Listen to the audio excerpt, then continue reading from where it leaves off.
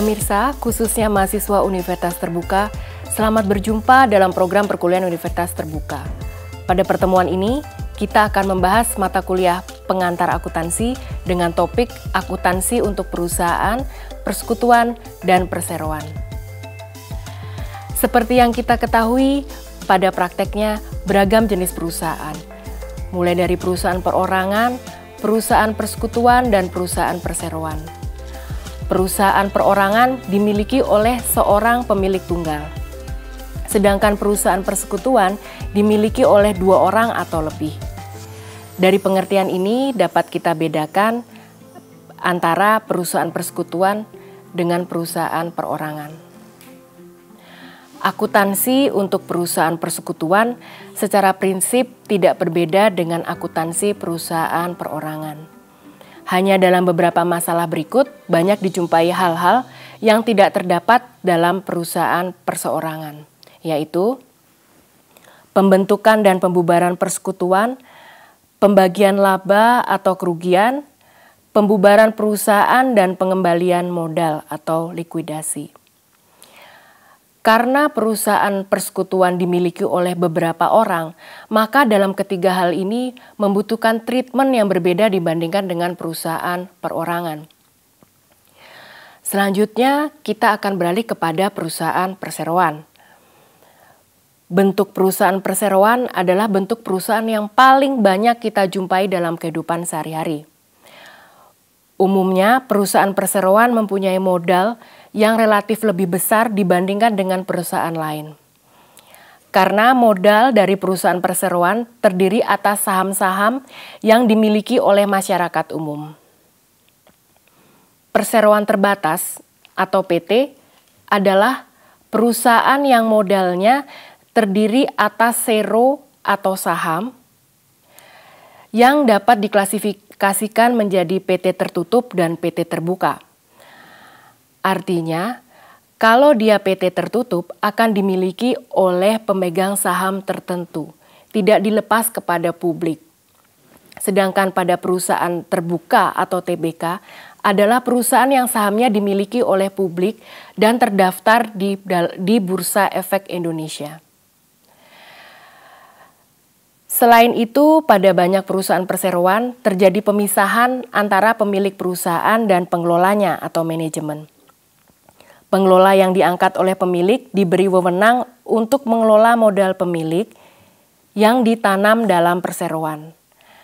Pada waktu-waktu tertentu, pengelola dimintai pertanggungjawaban mengenai dana yang dikelola. Laporan pertanggungjawaban ini biasanya disajikan dalam laporan tahunan. Dalam laporan tahunan, harus disajikan laporan akuntansi yang disebut dengan laporan keuangan. Oleh karena itu, perkembangan ilmu akuntansi banyak dipengaruhi oleh masalah pertanggungjawaban keuangan dari para pengelola terhadap pemilik perusahaan atau pemegang saham. Nah, bagaimana modal perseroan? Modal perseroan terdiri dari saham-saham. Saham atau sertifikat saham adalah suatu tanda keikutsertaan dalam modal suatu perseroan. Saham dapat dibedakan menurut jenisnya yang dapat diikhtisarkan sebagai berikut. Pada slide, kita bisa lihat bahwa modal saham terdiri dari modal saham prioritas dan modal saham biasa. Modal saham prioritas terbagi lagi menjadi kumulatif partisipasi, kumulatif non-partisipasi, non-kumulatif partisipasi, non-kumulatif non-partisipasi. Dilihat dari jenis hak-haknya yang melekat pada saham yang bersangkutan, maka saham dibedakan menjadi 2, yaitu modal saham biasa atau common stock dan saham prioritas atau kita kenal juga dengan istilah saham preferred atau preferred stock. Bila perusahaan hanya mengeluarkan satu jenis saham, maka otomatis saham tersebut adalah saham biasa. Bila mengeluarkan lebih dari satu jenis saham, maka jenis saham selain saham biasa itu adalah saham prioritas. Kemudian kita harus mengkaji lebih lanjut, apa yang membedakan antara saham biasa dan saham prioritas, sehingga modal saham ini terbagi menjadi dua, yaitu modal saham biasa dan saham prioritas. Pemegang modal saham biasa mempunyai hak atas seluruh sisa laba setelah terlebih dahulu dikurangi dengan hak para pemegang saham prioritas, yang biasanya dinyatakan dalam satu persentase tertentu dari nilai nominalnya. Saham prioritas adalah jenis saham yang memberikan hak-hak istimewa atau preferensi kepada pemegangnya dibandingkan dengan saham biasa. Hak istimewa pada saham prioritas adalah yang pertama, hak untuk memperoleh pembagian dividen terlebih dahulu. Tentu pembagian dividen ini dilakukan saat adanya pembagian laba perusahaan. Perusahaan akan mengumumkan pembagian labanya setelah melaksanakan RUPS atau Rapat Umum Pemegang Saham. Hak istimewa yang kedua adalah hak untuk menerima pembagian aktiva terlebih dahulu. Hal ini terjadi saat likuidasi perusahaan. Bila perusahaan dinyatakan ditutup atau dilikuidasi, maka pemilik saham preferen akan memperoleh haknya terlebih dahulu dibandingkan dengan pemegang saham biasa. Hak istimewa yang ketiga adalah hak suara dalam RUPS atau Rapat Umum Pemegang Saham. Hak suara dalam pelunasan dividen, hak suara dalam pertukaran dengan jenis saham lain, dan lain sebagainya.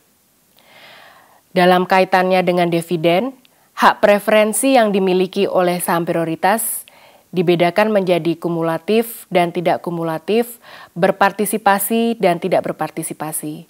Hal ini sesuai dengan yang dicantumkan di dalam slide.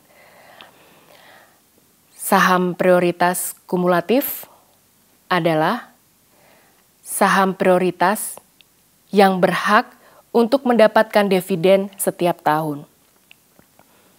Dividen yang tidak dibayarkan pada suatu periode tahun buku dianggap sebagai tunggakan dividen yang dibayarkan kemudian pada saat perusahaan mengumumkan pembagian dividen. Saham prioritas tidak kumulatif hanya berhak untuk memperoleh dividen jika perusahaan mengumumkan pembagian dividen. Kemudian saham prioritas berpartisipasi adalah saham prioritas yang mendapatkan dividen ekstra di samping persentase dari nilai nominalnya. Partisipasi saham prioritas dibedakan menjadi partisipasi penuh, ekstra dividennya dihitung proporsional dengan dividen saham biasa, dan partisipasi sebagian atau parsial, yaitu ekstra dividen dibatasi dengan persentase tertentu yang ditetapkan dalam sertifikat saham.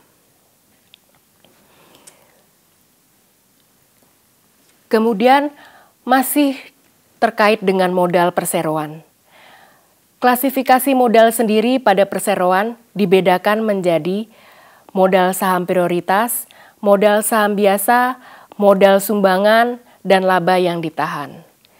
Seperti yang tercantum pada slide,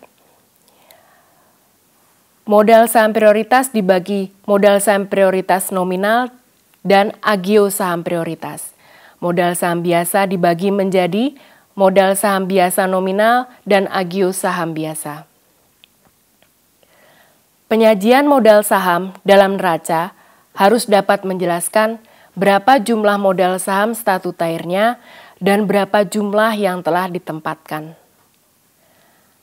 Akun modal saham dalam perseroan dapat dibedakan menjadi jumlah nominal saham, jumlah kelebihan setoran di atas nominalnya atau agio saham, jumlah laba yang belum dibagikan kepada para pemegang saham atau laba ditahan. Bila perseroan menerbitkan saham tanpa nilai nominal, maka harus ditentukan jumlah nilai yang ditetapkan.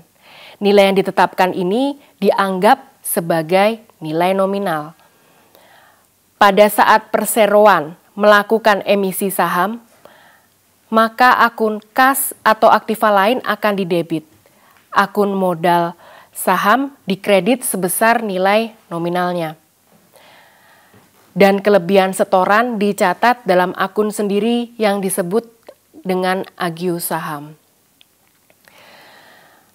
Akun modal saham selain dipisahkan ke dalam akun modal saham dan agios saham, juga harus diadakan akun modal untuk setiap jenis saham, seperti yang tercantum di dalam slide. Nah, dalam neraca, selain disajikan jumlah modal secara keseluruhan, juga sering disajikan nilai buku per lembar sahamnya. Nilai buku per lembar saham dihitung dengan cara membagi alokasi modal sendiri ke dalam setiap jenis saham dengan jumlah lembar yang beredar di pasar untuk setiap jenisnya. Nilai buku ini menunjukkan salah satu faktor yang berpengaruh terhadap harga pasar saham di bursa. Dari sini kita ketahui bahwa harga nominal yaitu harga yang tercantum di dalam lembar saham. Sedangkan harga di bursa berbeda dengan harga nominal yang berada atau tercantum di dalam lembar saham tersebut. Tentu banyak faktor yang menyebabkan perubahan harga ini. Nah, bila dalam perseroan terdapat akun penyisihan, maka laporan laba ditahan dibagi lagi menjadi 2 bagian. Yaitu yang pertama, menjelaskan bagian laba ditahan yang disisihkan. Yang kedua, menjelaskan bagian laba ditahan yang penggunaannya tidak dibatasi. Jumlah dari kedua bagian ini kemudian disajikan dalam neraca.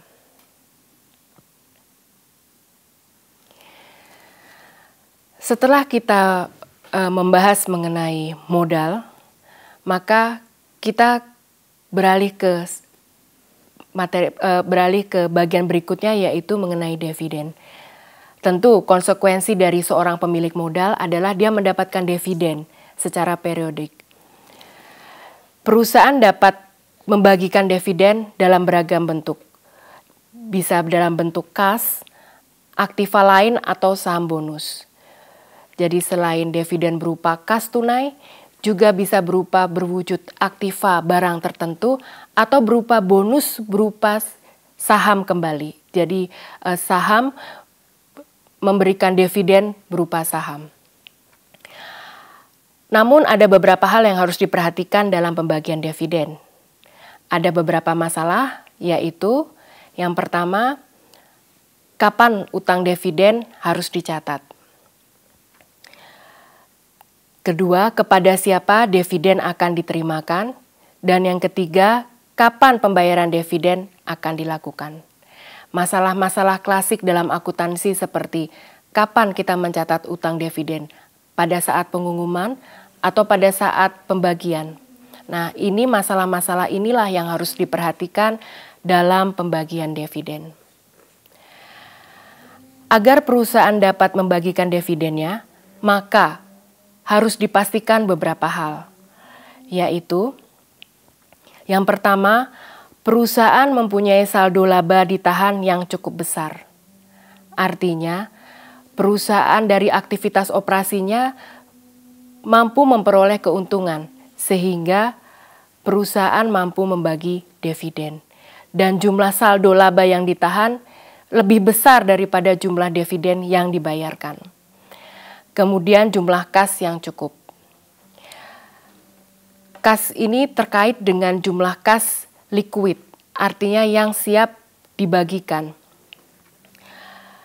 Yang ketiga adalah memutuskan secara resmi tentang pembagian dividen.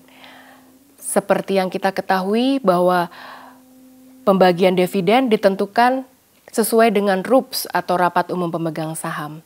Namun, pengumuman resminya juga harus diatur. agar setiap pemilik modal mengetahui secara resmi apa haknya atas saham yang telah ditanamkan dalam suatu perusahaan. Baik pemirsa, kita telah mempelajari pada topik kali ini bahwa akuntansi memberikan perlakuan khusus terhadap perusahaan perseroan dan perusahaan persekutuan. Pemirsa, khususnya mahasiswa Universitas Terbuka dimanapun Anda berada. Sampai di sini perjumpaan kita kali ini. Semoga tayangan ini bermanfaat bagi Anda. Selamat belajar dan sukses selalu.